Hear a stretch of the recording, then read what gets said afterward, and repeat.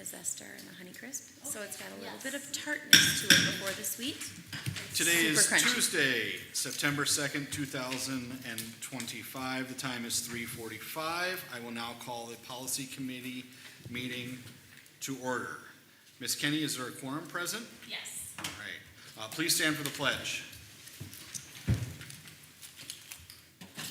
I pledge allegiance to the flag of the United States of America and to the republic for which it stands, one nation, under God, indivisible, with liberty and justice for all. All right, thank you for that. Is there a motion to approve the agenda? So moved. Thank you. Is there a second? Second. Okay, I'll give that one to Nate. I'll get you later, all right? Any discussion? Discussion?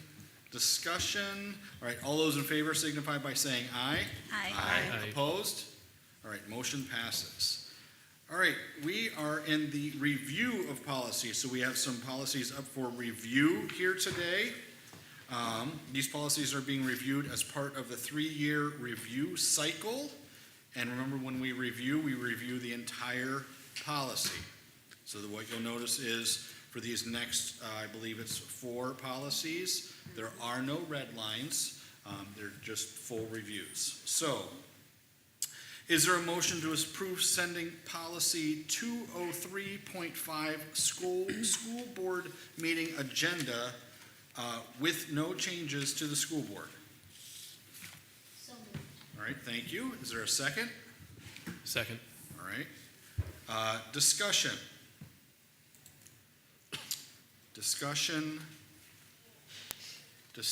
I'll just simply say 203.5 is a standard policy in which it lays out the procedures around what school board meetings looks like, and there's some legal references there as well. It was adopted back in May of 2022, so it's in its first review cycle. Right? Any further discussion? All right. Hearing none, all those in favor signify by saying aye. Aye. Opposed? All right, motion passes. Is there a motion to approve sending policy 205, open meetings and closed meetings with no changes to the school board? So moved. All right, thank you, Tara. Is there a second? Second. Okay, thank you, Nate. Discussion.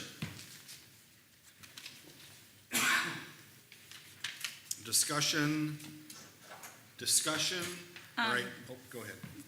Do we still need the line about the pandemic? Can you give me a page number, please? Sure. Or a section? 205-4. Number 7. Recessed or continued meetings. And then it's item 7. Meetings during the pandemic or chapter 12. What's a chapter 12?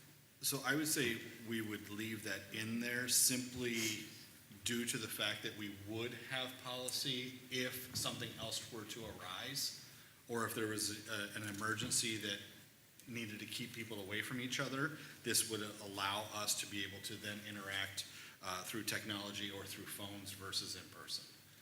So I see it as, overall pandemic versus just COVID-19 pandemic. Okay. All right.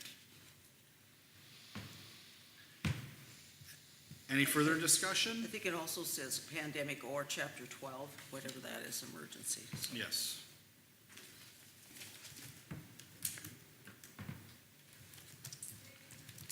Anything else? All right, hearing none, all those in favor, please signify by saying aye. Aye. Opposed? All right, motion passes. Is there a motion to approve sending policy 209, Code of Ethics, with no changes to the school board? So moved. Thank you, and I will second this one. Discussion. Oh, Mr. Chair, Yes. I don't know what page it's on. I think it's on page 3, but it's 2F. Yep. It talks about legal obligations as a school board member. I will comply with all federal, state, and local laws relating to my work as a school board member. I would like to I could put a resolution forth to add this as an amendment, that federal law supersedes all state and local laws. I think we need to put that in there, because sometimes local laws can conflict with state or federal. So my resolution would be to add a sentence after comply with all federal, state, and local laws related to my work as a school board member, and just add after that, federal laws supersedes all state and local laws. So are you looking to make a resolution or an amendment? I think I said resolution, yeah. And then I want to make a resolution or propose an amendment, however you want to put it. So you're proposing an amendment to add Correct. to section F, number 1, comply with all federal, state, and local laws related to my work as a school board member, whereas federal law Yes. supersedes state and local law? Yes, you worded it very nicely, thank you. Yeah, I would like to put that forth. Okay. So amendment has been put forward. Is there a second? Is there a second? Is there a second? Okay, so the motion fails for an amendment due to no second. Back to discussion on 209. This was adopted in December of 2022. There are 3 state statutes there that it conforms to. So just to kind of piggyback, federal law generally supersedes and overrides conflicting state law. No, federal law The always supremacy clause? supersedes, yes, state and local. So, But we're not voting on that now because it's no second. Correct. yeah, we're just confirming that that's the way Yes. it works. Federal law it always supersedes state and local. And state always supersedes local, so. Okay. Any further discussion? All right, hearing none, all those in favor signify by saying aye. Aye. Opposed? No, All right, motion passes. That would be what, 1, 2, 3, 4, 5, 6, 7 to 1, all right? Is there a motion to approve sending policy 210, conflict of interest with no changes to the school board? So moved. Thank you. Is there a second? Second. All right. Discussion. Discussion. Discussion. There's a litany of state statutes there that talk about, that are legal references for it, as well as cross-references to Model Policy 101 and Model Policy 209, which we just discussed. So, any further discussion? All right, hearing none, all those in favor signify by saying aye. Aye. Opposed? All right, motion passes.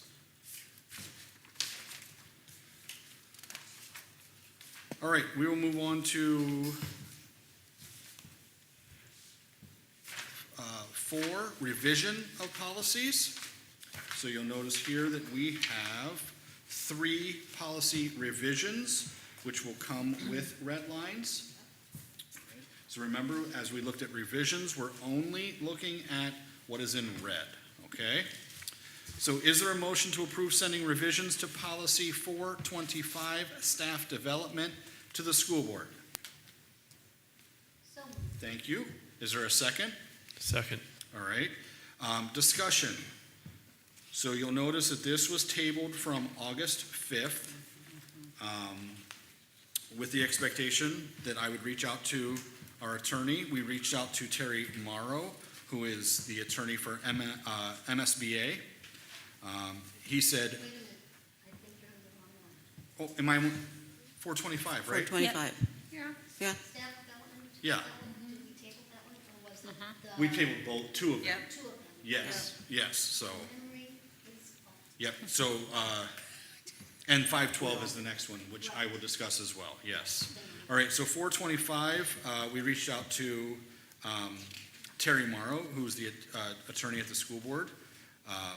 We said we wanted to know why it was replaced, why it was changed from board to administration. Terry said, "Thank you for your message. We made this revision because we had received some questions about the meaning of establish a committee. The paragraph that was revised is not part of Minnesota law. At the time that policy was first created, MSBA created the paragraph. In light of the membership of the advisory committee, as stated in Minnesota Statute 122A.60, this committee seems similar to other committees of staff and others in which the administration creates a process for naming members. Thus, we recommend a similar process because the administrators tend to know more about potential committee members generally. With that said, your board can keep the original approach, and the board can make the appointments. If it chooses to do so, it will take board action to replace committee members if one resigns, or et cetera.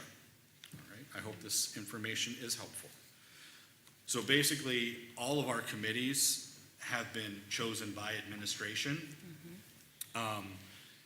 If they were to be chosen by the board, so we have not followed this board piece. If they've been chosen by the board, then anytime we would have personnel changes or people that wouldn't show up or people that would leave the committee, we would have to then go through the board to have them. And most likely it would be administrators bringing names to the board for them to verify that. So that is the information that we received from MSBA around that. Any further discussion on 425? Yes, just as a point of clarification, so they talk about the staff development committee. There's other committees that, so you're saying other committees are appointed by the administration then? Is that what you're saying? All committees are appointed by administration. All of the committees? Yes. Okay. I guess with this one, I just, with the advisory staff development committee, I would just, I wouldn't mind even putting school board and administration but I think that, I actually talked to Jody Withers, I think it was Jody Withers from the legislature, state legislature, and he sent me this, the duties of the school board. I think it's section 123B.09 of the Minnesota statutes, and it's under subdivision 8 duties. It said the board must superintend and manage the schools of the district, adopt rules for their organization, government, and instruction. And it goes on to prescribe textbooks and courses of study. And I actually talked to Jody, it was a few months ago actually, probably longer than that, and he said the school board really has broad authority. And what my problem is that I do not want to water down the school board's authority, and I think this may be doing it. I think if you said most of the committees are appointed by the administration. I think staff development committee should be probably one that should be I wouldn't mind the administration and the school board adding that, but I don't think it should be just for the administration, and that's my personal opinion, so. So I don't know what the other committee members here think, but I don't think it should be just administration. I wouldn't mind school board and administration, so. For only this committee? But for right now, because you said all of the committees, the administration chooses who's on the committee, correct? Yes. And this one, apparently, it didn't, because this was the school board. So I think we should, I just would like to, I don't think we should water down the school board duties, and that's what I think maybe is happening here, so. Linda, can I Yes. clarify and kind of reflect back on my Yeah. tenure here? Because I've been on a of staff development committees, in early childhood and for special ed. And administration asked people to be on these committees. So if you're looking at the input from the school board, you're going to be looking at several buildings for staff development, maybe several departments. Does the school board want to spend that time getting to know the ins and outs of all of those departments? Are they able to do that? I don't know how, but I think when we take on the role of a school board member, I think we really need to know what's going on in the So schools. would you want to be a member of every building's staff development? 'Cause Well, maybe I would. just- yeah, I think- I'm sitting here trying to think, do you want input? Because that's what an advisory board does. It gathers information Yes. and presents things to the school board for them to be able to vote yea or nay on. But if you want more involvement, that to me would be getting involved in Roosevelt, Jefferson, Lincoln, middle school, high school, ALC, and whatever other. Well, it does say shall be appointed, so we would appoint members. And I wasn't going to bring this up, but I am going to now. I've heard from at least, a constituent that sometimes they've asked to be on committees that were opened up and they never received a response. So, and I can talk more about that with you. Constituents or Well, staff members? staff, no, this was, like for some committees when you open it up to the public. And one member said, I have asked it to repeatedly to be on some, and I think it's advisory. Is it the advisory committee that you open it up So to? can I ask how long ago this was? Maybe they told me about a year ago. So, We haven't had any committees Well- besides reorganization committee that have been opened well, up this was to the- before that. It was some kind of advisor or some kind of committee that was open up to the public. I do want to state that, one of the things is this is an advisory, this here is an advisory committee. What we're also discussing here is an advisory committee. They are not making decisions. They are simply saying, this is what we think or what we believe we should do. It is still up to the board to then vote yes or no. Does that make sense? So it's this, what we're looking at for the staff development, it's an advisory staff development committee that is no different than what this policy committee is. We are an advisory committee here as well. So, is there any further discussion? Any further discussion? Okay, hearing none. All those in favor signify by saying aye. Aye. Opposed? No? Okay, so motion passes 7-1. Yes. Which one? I'm counting correctly. Okay. Is there a motion to approve sending revisions to policy 512, school-sponsored student publication and activities to the school board? So moved. All right, is there a second? Second. All right, thank you. Discussion. Okay, so this one we also sent to MSBA.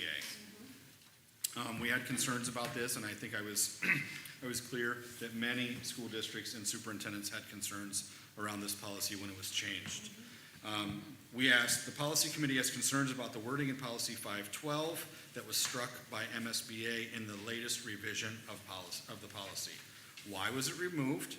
What are the implications if we do not accept the changes and keep the working in yellow in the policy? Keep the original policy. All right. And then we laid out general statement of policy and the guidelines. Okay. Once again, Terry Morrow, attorney for MSBA, responded. He said, "Thank you for your message. When the Minnesota legislature passed the student journalism law, Minnesota statute section 121A-8 .80, in 2024, we engaged in substantial discussion about retaining sentence regarding the district's authority. Subdivision 3 of the law reflects the final agreement. All right, so then they talk about subdivision 3, unprotected expression. This section does not authorize or protect student expression that is defamatory, is profane, harassing, threatening, or intimidating, constitutes an unwarranted invasion of privacy, violates federal or state law, causes a material and substantial disruption of school activities, or is directed to inciting or producing imminent lawless action on school premises, or the violation of lawful school policies or rules, including a policy adopted in accordance with section 121A.03 or 121A.031. Nothing in this section authorizes the publication of an advertisement by school-sponsored media that promotes the purchase of a product or service that is unlawful for purchase or use by minors. A school district must not authorize any prior restraint of school-sponsored media except under this subdivision. Turning to deletion of the word expresses, we discussed situations in which a student journalist may be writing to report on or expose such speech. Similarly, a student journalist may be writing to take a stand against such speech. In both cases, the word expresses could be read as prohibiting a student journalist in those situations. That is the response that we received.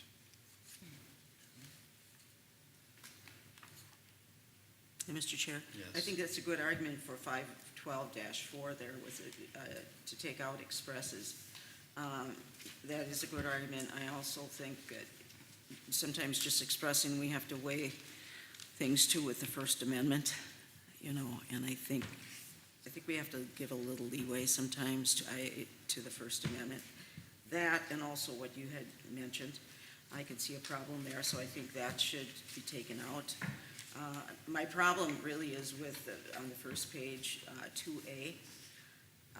It just said the school district may exercise editorial control over the style and content of student expression. It doesn't say you must, it just says you may. Mm-hmm. So I think we should leave that in there because I don't think we should abdicate that supervisory role. And the fact that it says may is up to the administration. It doesn't say must or that you have to. So. And also, I just feel that, and I think we have very smart students, but the reality is that, the mental capacity, or not mental capacity, but the maturity of the brain doesn't, until it doesn't, I think it's mid-20s. And so I think with that in mind, I think we have to just make sure that we don't get in trouble. Somebody could sue us or whatever. I think we need to leave that in there, especially when it says may, because then it's up to the administration for that. So that's where I think we have a responsibility to the students and to protect them too.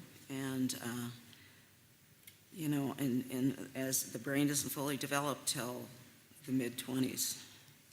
And so I think we should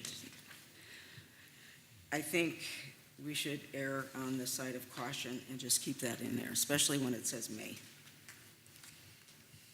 So I definitely hear that, and this was one that I was a bit conflicted on myself, but on page 512-5, under D, there's a whole paragraph, notwithstanding the rights or freedoms of article or the First Amendment of the United States Constitution.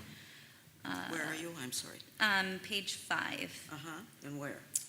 Section D. E or D? D. D. Okay.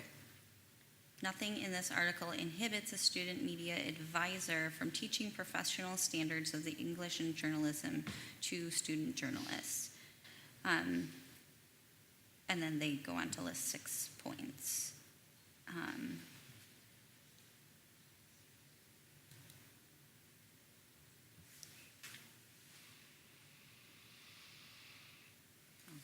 I think that makes me more comfortable.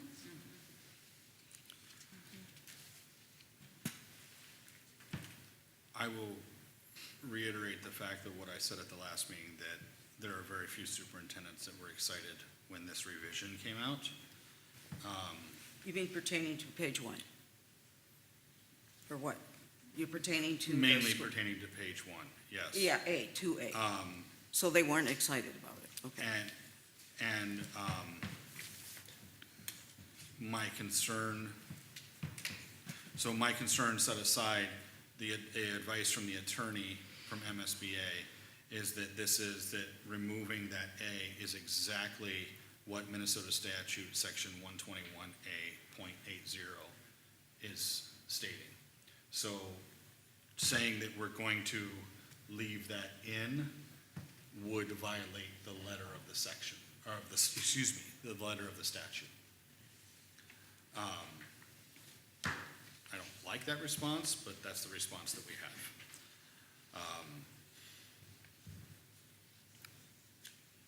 And I don't really see, and Jamie, I know you were the one that sent the email to Terry over this, but I don't really see, because we did also ask, what if we just don't accept it? But I think that would fall under the message of violating it. So it's kind of one of those things where you have to, I believe.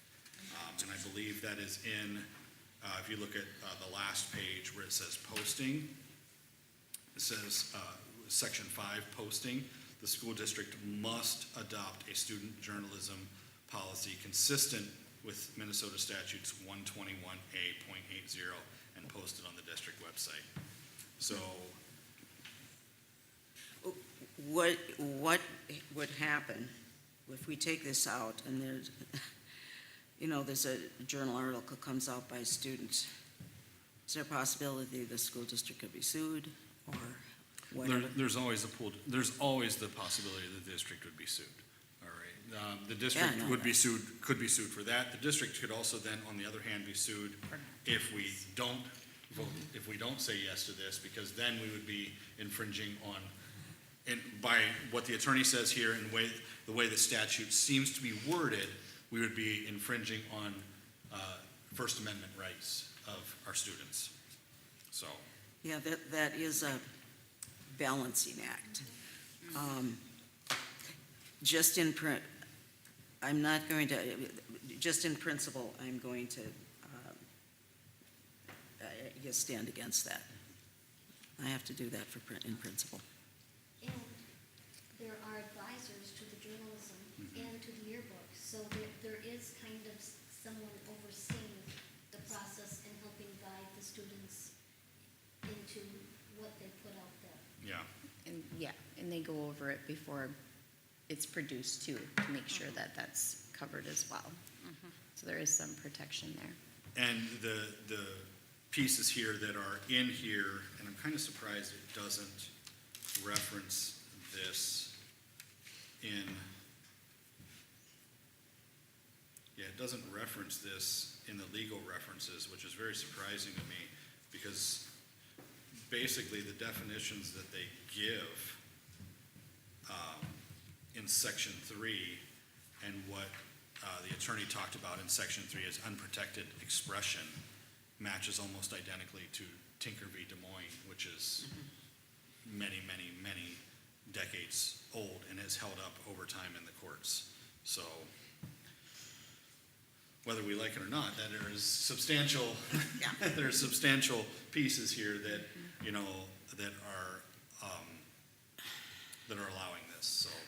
I guess just from my viewpoint, and I like to look at things from a broad perspective, I think we're moving, this is just one step in moving in a direction that I'm very skeptical of. So that's my problem. So. Any further discussion? Any further discussion? All right. None being heard, we are talking about policy 512, school-sponsored student publications and activities. All those in favor of sending the policy the way it is written, the updated revision, signify by saying aye. Aye. Opposed? No. All right, motion passes 7-1.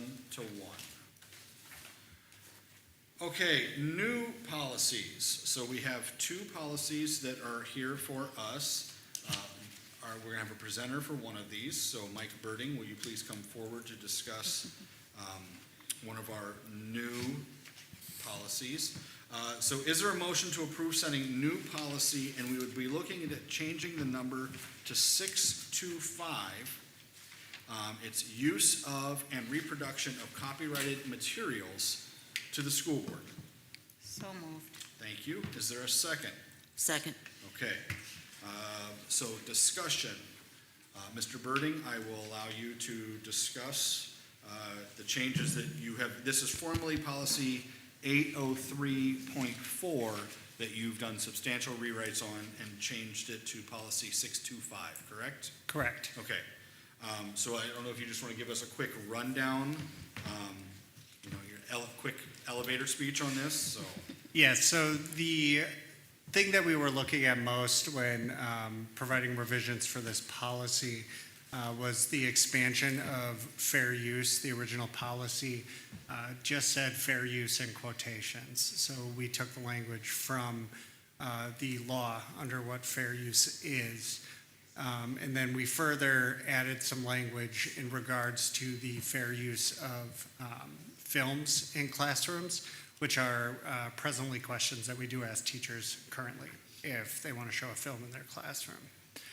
Beyond that, I felt that it was more fitting that this policy be within educational programs rather than buildings and sites, hence the number change from the 800 series into the 600 series.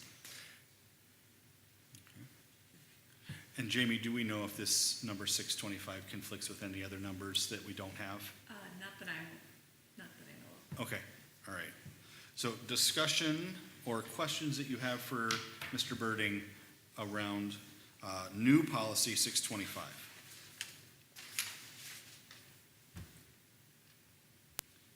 Any discussions?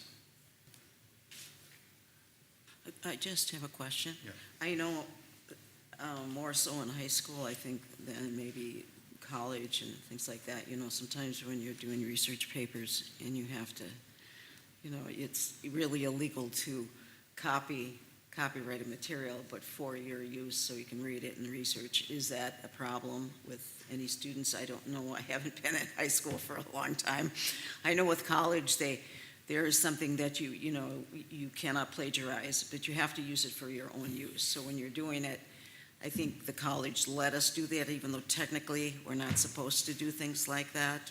Because I know I took a copyrighted, I was reading a book and I wanted some papers, and I took it down to the print shop, and they said, this is illegal, we can't do that. So I had to take it to I think it was Mankato's or the St. Mary's, and then I could do it. But I don't know if that applies to us or not. It probably applies more to the college level when you're really going deep into research. You know what I'm asking, right?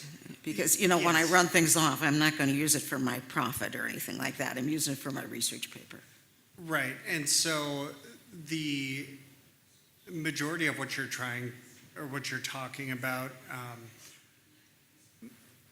it's kind of a gray area, right? Yes. And that's the difficult piece of this. But if you look at Minnesota as a whole, if you're in Minnesota or you have a Minnesota IP address, you have access to eLibrary Minnesota, where you have access to peer-reviewed articles, journals, all sorts of different things. But the idea of copying something for the research, generally, if it fits one of those fair use categories, then you would be fine doing so, but you'd have to make sure that it fits that fair use category. And as always, you want to make sure that you're citing your sources.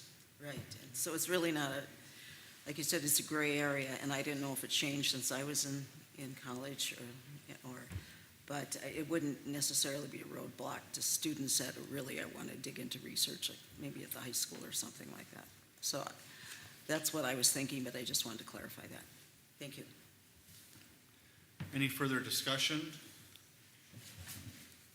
All right, I'm actually going to make a motion to table this until October Jamie, help me with the date. Is it 7? What was it? 7th. October 7th. And the reason I'm making this motion is, and I discussed this with Mr. Birding beforehand, while he has done a wonderful job at going through this and updating it, I want to make sure that an attorney has looked at it first, just to see if there's anything in there that would potentially have us in legal limbo. So I would like to table this until October 7th, which is our next policy committee meeting, have our attorneys look at it and give us the thumbs up or make any changes, and then that way we can approve it here and send it on the school board. Rather than it goes to the school board, they ask if the attorneys have seen it, I say no, they send it back to us, then we have to send it to the attorneys, then it comes back, so I'd just rather kind of get out in front of that. So I'm gonna make a motion to table use and reproduction of copyrighted materials, policy 625, until October 7th, pending attorney, a chance for the attorneys to look at it. Is there a second? Second. All right. Any discussion? Is there discussion on tabling something? I don't think there is. So, all right. All in favor of tabling use and reproduction of copyrighted materials until October 7th, signify by saying aye. Aye. Opposed? All right. So we will come back to that one on October 7th. Then, is there a motion to approve sending new policy 599, use of social media, to the school board? So moved. Thank you. Is there a second? Second. Okay. Discussion. So this policy was tabled at the March 4th Policy Committee meeting. Once again, this was a policy that was drawn up by Mr. Birding around social media. It was brought to this committee. Committee was liked the idea behind it, but wanted to make sure that we had an attorney take a look at it for any First Amendment considerations. So our attorneys looked at this. You can see the red changes that they have made based around, aligning it with what they currently know around First Amendment cases. Mr. Birding has looked at their changes and has agreed that these changes look fine based off of his original intent. So that is the discussion that I have. Is there any further discussion? Mr. Chair? Yes. Yeah, I was really concerned about a couple of the paragraphs, and they took them out, so I think that was I think it was a very good idea to let the attorneys look at that, because like I say, the First Amendment is there's a fine line in there sometimes, but I think they did a good job, so thank you. Any further discussion? This is kind of unrelated, but I really like how all of the comments are in here. Yeah, that was helpful too. The attorney firm that we use does a very nice job and is very thorough in their work that we ask them to do, so. Any other discussions? All right, hearing none, all those in favor of sending policy 599 to the school board signify by saying aye. Aye. Opposed? Okay, that is it for our policies for today. Our next meeting will be October 7th, 2025 at 3:45 p.m. Right here in this room. There are no more items to discuss. Is there a motion to adjourn the meeting? So moved. Thank you. Second, I'll give it to Nick. Fighting over this one. Sorry, sorry, Mrs. Fashion. All right. okay. So, all right, all those in favor signify by